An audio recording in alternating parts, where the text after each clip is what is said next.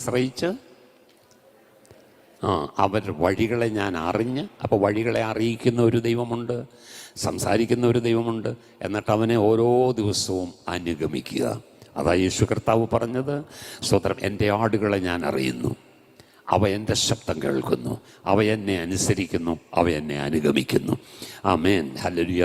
ഇതിൽ നിന്ന് സ്തോത്രം ദൈവമക്കളെ ഒട്ടും അകന്നു പോകാതെ ഈ ഒരു അനുഭവത്തിൽ നിന്നാൽ ഞാൻ പറയട്ടെ, സ്തോത്രം, ഹല്ലേലൂയ, നമുക്ക് വേണ്ട സകല കരുതലുകളും സകല സൂക്ഷിപ്പുകളും നമ്മെ അറിയുന്ന ദൈവം നമുക്ക് തരും. അതാ ദാവീദ് പറഞ്ഞത്, ഈ ദൈവം എൻ്റെ ഇടയനായിരിക്കുന്നിടത്തോളം കാലം, ഞാൻ അവൻ്റെ ആടായിരിക്കുന്നിടത്തോളം കാലം എനിക്കൊന്നിനും മുട്ടുണ്ടാകത്തില്ല. സ്തോത്രം, പച്ചയായ പുൽപ്പുറങ്ങളിൽ അവൻ എന്നെ കിടത്തും, സ്വസ്ഥതയുള്ള വെള്ളത്തിനരികത്തേക്ക് എന്നെ നടത്തും, എൻ്റെ പ്രാണനെ അവൻ തണുപ്പിക്കും. Praise God.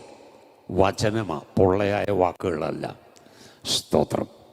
ഇതുപോലെയല്ലേ ദൈവം നമ്മെ നടത്തി കൊണ്ടുവന്നത്. കരമുയർത്തുന്ന ദൈവത്തിന് സ്തോത്രം ചെയ്താട്ടെ. അപ്പോൾ സ്തോത്രം, കർത്താവ് നമ്മെ വിലയ്ക്ക് വാങ്ങിയതാ, അല്ലേ? സ്തോത്രം, നമ്മെ വിലയ്ക്ക് വാങ്ങിയതാ. സ്തോത്രം. അപ്പോൾ ഉടമസ്ഥാവകാശം കൈമാറി. ഇപ്പോൾ ഉടമസ്ഥൻ ആരാന്ന് ചോദിച്ചാൽ, സ്തോത്രം, ഞാനല്ല, എന്നെ വിലയ്ക്ക് വാങ്ങിയിരിക്കാൻ എൻ്റെ ദൈവമാണ് എൻ്റെ ഉടമസ്ഥൻ. എനിക്കതുപോലൊരു ഉടയവനുണ്ടെന്ന് തിരിച്ചറിയുന്നവർ ഒരിക്കൽ കൂടെ കരമുയർത്തി സ്തോത്രം ചെയ്താട്ടെ.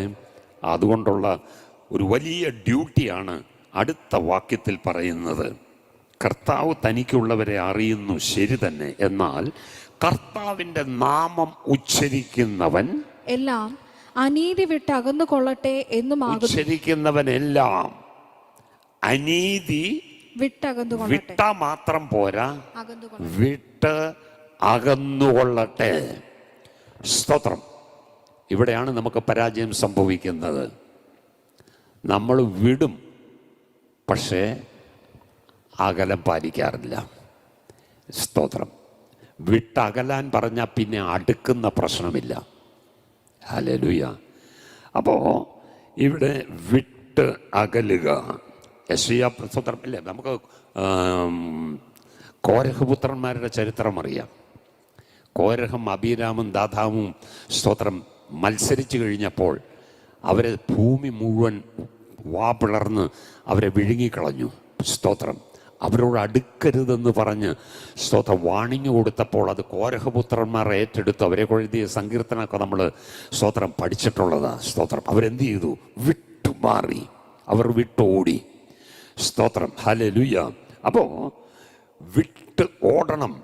യെശയ്യാ പ്രവചനത്തിൽ 52-ാം അധ്യായത്തിൻ്റെ 11-ാം വാക്യത്തിനകത്ത് പറയുന്നത് വിട്ടുപോരണം, വിട്ടുപോരണം. Praise God. വിട്ടുപോരുവിൻ, വിട്ടുപോരുവിൻ, അവിടെ നിന്ന് പുറപ്പെട്ടു പോരുവിൻ. അശുദ്ധമായതൊന്നും തുടരുത്, അതിൻ്റെ നടുവിൽ നിന്ന് പുറപ്പെട്ടു പോരുവിൻ. ആര്? യഹോവയുടെ ഉപകരണങ്ങളെ ചുമക്കുന്നവരെ. ദൈവത്തിൻ്റെ വേലക്കാര്, ദൈവത്തിൻ്റെ ശുശ്രൂഷക്കാരാരാ? പുതിയ നിയമ ഭക്തന്മാരെല്ലാം ശുശ്രൂഷക്കാരാണ്. സ്തോത്രം.